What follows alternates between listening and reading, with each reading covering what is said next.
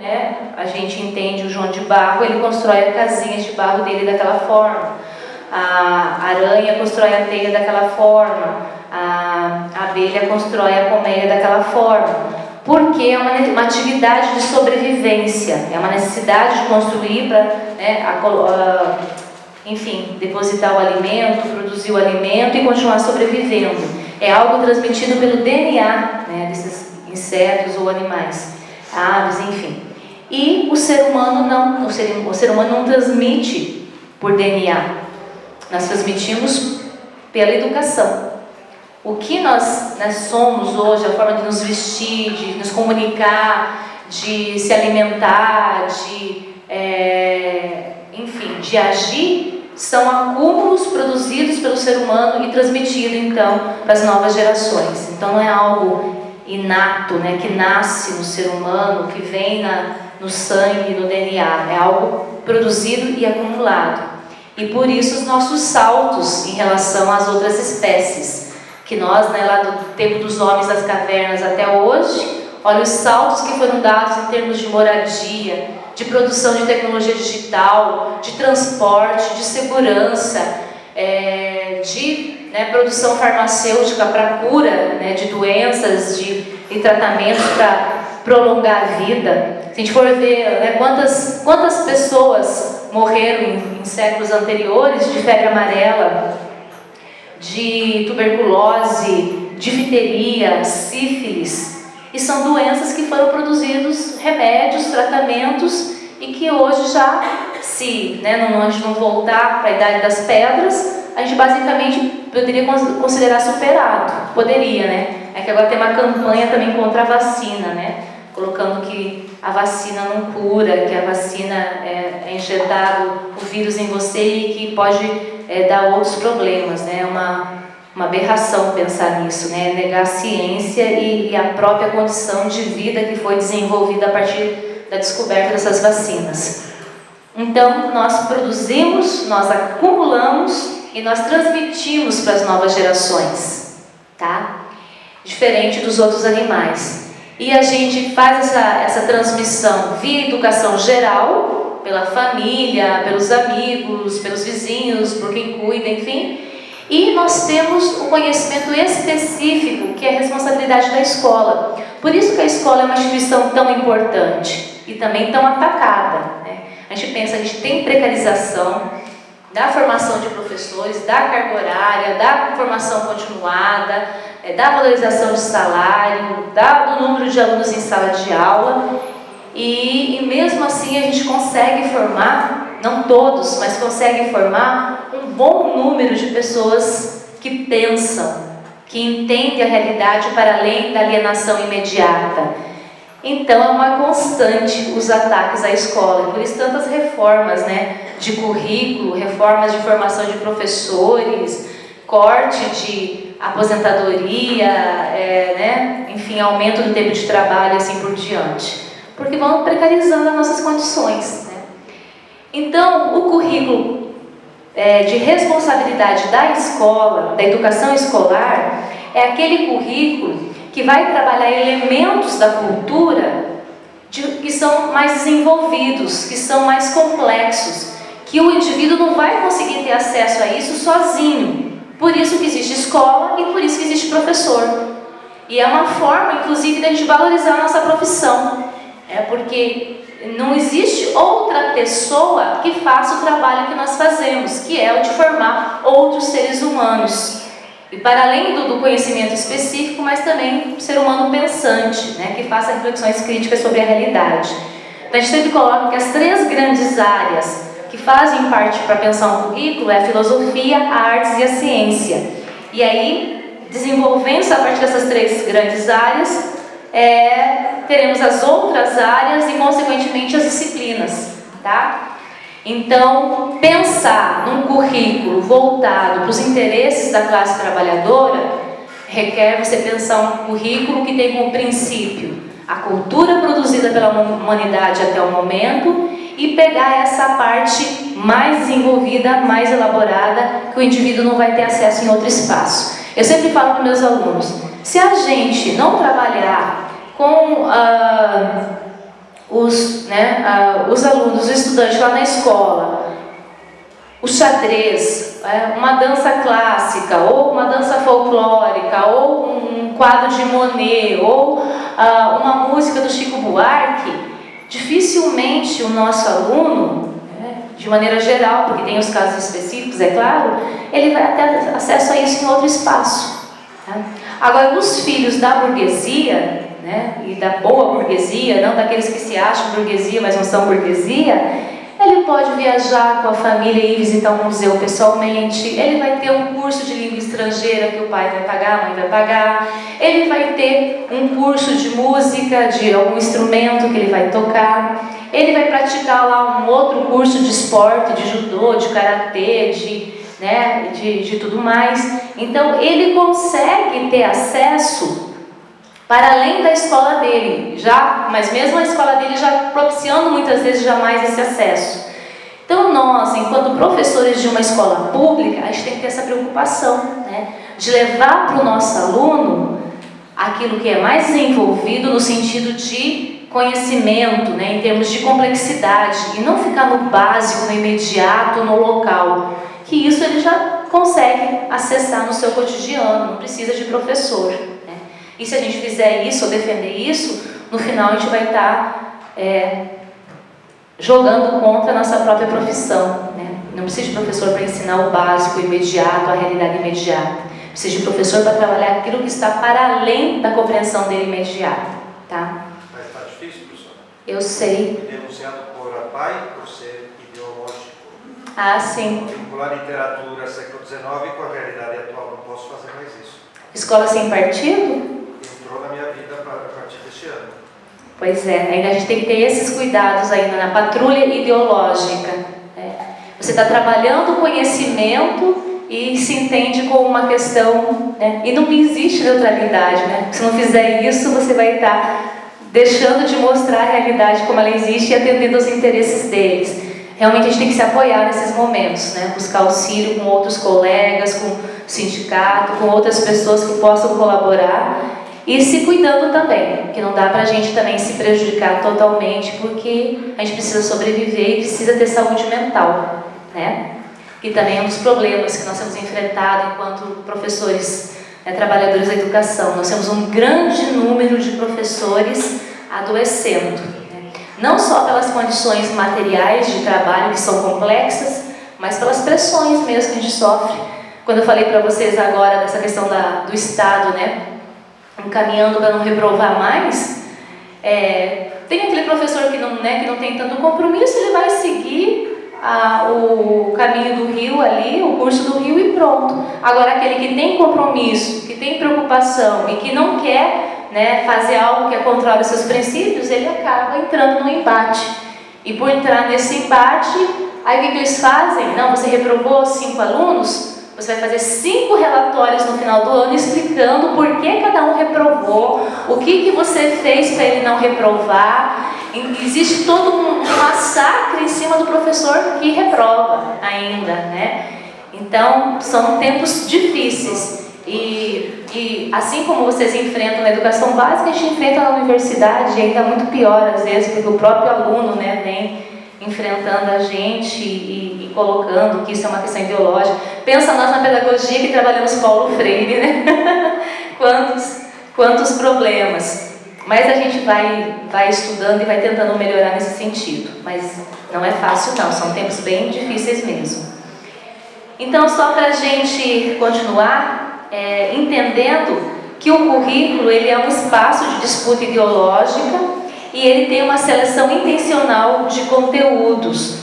Porque o que na verdade as pessoas que estão no poder querem fazer? Eles querem fazer com que o currículo fique asséptico. O que é asséptico, É como se ele não tivesse cor, como se ele não tivesse sabor, como se ele pudesse ser neutro.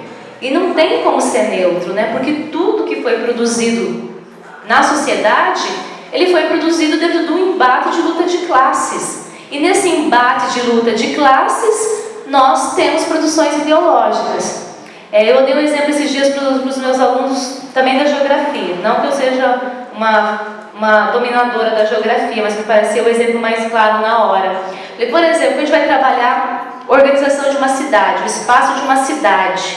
Aí eu dei exemplo do Rio de Janeiro. Assim. Então, quando você vai trabalhar o relevo, né, a distribuição da cidade do Rio, porque ali na cidade do Rio, no município do Rio, nós temos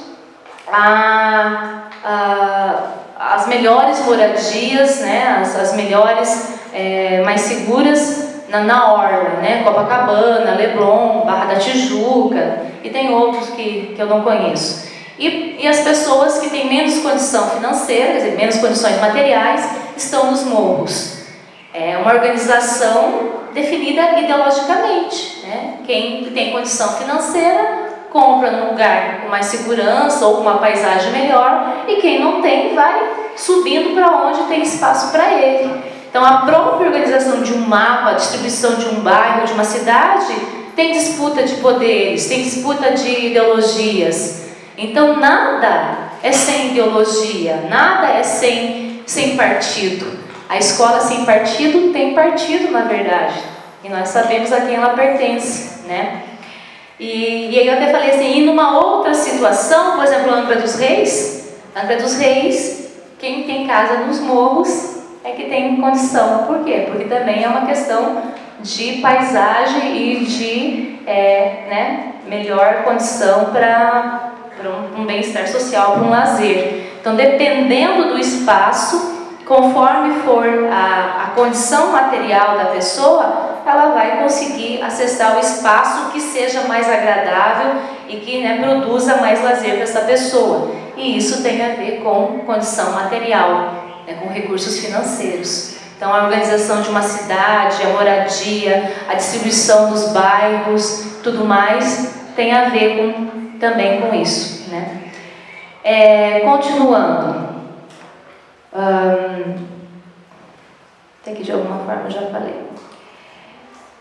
Fechando isso que eu estou falando para vocês. Então, toda vez que nós definimos uma teoria pedagógica para direcionar o nosso currículo, de alguma forma nós estamos definindo que tipo de sociedade nós queremos formar, que tipo de indivíduo nós queremos formar e que escola nós queremos ter.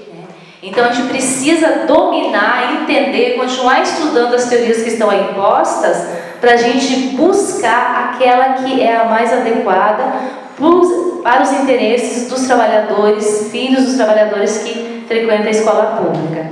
Aí sempre coloca essas questões aqui, ó.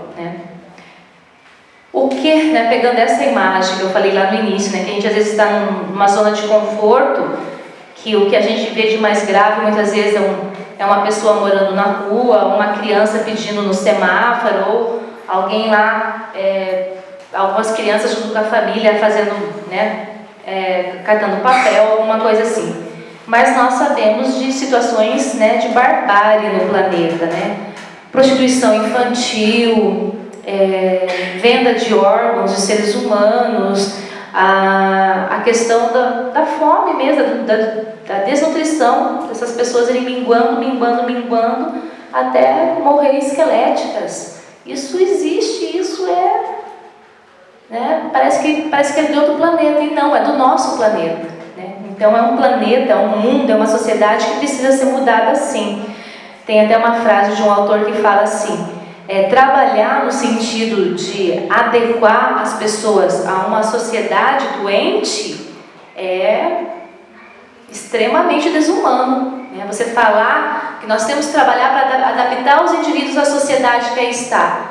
Uma sociedade dividida em classes, injusta, violenta, em que tudo vira mercadoria. Tudo vira mercadoria, absolutamente tudo. A educação está toda mercantilizada. A nossa formação inicial continuada muitas vezes, o nosso currículo, a estrutura da nossa escola, apostilas, livros, os diplomas de formação continuada, tudo vira mercadoria. E para ser bem realista, nós às vezes não temos um contato imediato, mas o número de prostituição infantil, gente, no planeta, vamos pegar o Brasil, é enorme. E não são meninas ou meninos de 15, 14, 13 anos. A partir de 6, 7, 8 anos. E aí? É uma sociedade que a gente quer que continue se reproduzindo? É uma sociedade que a gente deseja que continue existindo? É extremamente bárbaro isso, né? E a banalização também, a banalização de se ver, se considera normal, né? Banaliza-se, naturaliza-se, é um processo bárbaro mesmo, né? Extremamente bárbaro. E aí, às vezes, né, não estou falando nosso, mas existe um discurso de solidariedade, né, de se preocupar com o próximo, e na verdade está naturalizada a barbárie, a violência, a insensibilidade, a indiferença. Então essa imagem aqui só me despertou mais do que de manhã, né, que agora eu olhei de novo com mais força, porque nós que temos filhos, ou sobrinhos, ou irmãos, ou os alunos, né, a gente pensar nessa situação. E se a gente for pensar assim,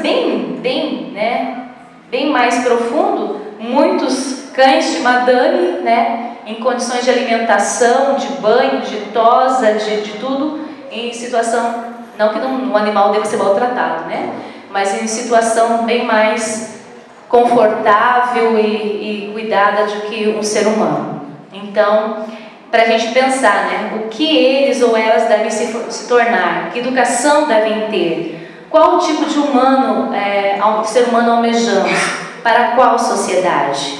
Então, eu acho que, né, pensando com bastante compromisso, bastante sensibilidade, né, bastante empatia, não é esse tipo de sociedade, né, com trabalho infantil, com prostituição, com exploração, com fome e com tudo mais. Alguns elementos que a pedagogia histórico-crítica, enquanto teoria pedagógica, defende, né, que foi o que eu falei para vocês antes. As pessoas às vezes confundem essa questão da pedagogia histórico-crítica defender o conteúdo elaborado, o conteúdo mais desenvolvido, como se isso fosse eurocêntrico, como se isso fosse coisa da Europa, do homem branco e do gênero masculino. Não, né? A pedagogia histórico-crítica defende aquilo que foi produzido enquanto humanidade. O ser humano produziu, de alguma forma nós estamos dialeticamente envolvidos, e tudo que foi produzido na sua forma mais elaborada tem que ser de acesso a todos. Então isso não só em termos, pensando no que nós fazemos, que é a escola, então o que existe de mais desenvolvido na química, na física, na matemática, na língua portuguesa, na literatura, na língua estrangeira, na educação física, na arte, nas ciências, na filosofia, na sociologia. E se a gente for pensar em termos gerais, nós sabemos que existe, né, esse problema muito, muito forte, por exemplo, na saúde. Eu sempre pego pela saúde para a gente ter esse exemplo muito claro, né? Qualquer tratamento de saúde, por mais que a gente tenha um sistema único de saúde que seja modelo para outros países, mas ainda tem muitas coisas que a gente não consegue dar acesso a todos, né? Então, a gente percebe a diferença de quando uma pessoa, por exemplo, faz o exame e vê lá, né, chega o retorno que tem um tipo de câncer, e a pessoa consegue acessar os melhores hospitais, os melhores médicos, os melhores tratamentos. Aí descobre que tem um médico especialista lá nos Estados Unidos, não sei aonde, pega o avião, freta e vai para lá. Né? Descobre que tem um transplante, não sei do que foi feito lá na Inglaterra, consegue fazer espontâneo. E se for uma pessoa que não tem a menor condição de acesso financeiro? Morre, né? Morre, como morreram esses dias, morre todos os dias, na verdade, pessoas nas filas de hospital, né? Ou sem tratamento, sem nenhum tipo de atendimento. Então, isso mostra realmente a nossa divisão social e os problemas que nós enfrentamos. E é um modelo desse que a gente quer combater e que a gente quer transformar.